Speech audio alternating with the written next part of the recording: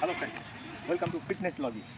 आज मैं आपको टायर फ्लिप एक्सरसाइज के बारे में बताऊंगा कि किस तरह से इस एक्सरसाइज को आप कर सकते हैं। अगर आपके पास इस तरह से फैसिलिटी है, टायर है, जैसे मेरे पास एक ट्रैक्टर का टायर है, तो आप बस का या लॉरी का टायर से भी कर सकते हैं। तो किस तरह से करेंगे वो देख लीजिए। सामने टायर को रखिए, तो जब आप इसको पिक करेंगे तो अंडर आर्म ग्रिप के साथ आपके नीचे अच्छे से पकड़ना है। आपको ध्यान रखना है, कमर सीधा रखना है, नीज ज़्यादा आगे नहीं जाएगा, बैक को स्ट्रेट रखना है, सामने नज़र रहेगा और आपने पकड़ा और फिर पुश करना हाथों के साथ एंड देन पुश आराम से।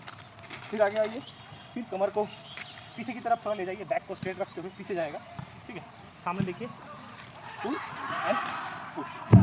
इस तरह से आपको एक एक्सरसाइज को करना है। ये स्ट्रेंथ एंडुरेंस डेवलप करने में काफ़ी अच्छा एक्सरसाइज है।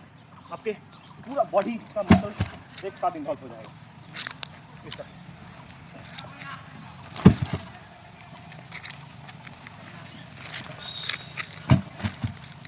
Thank you.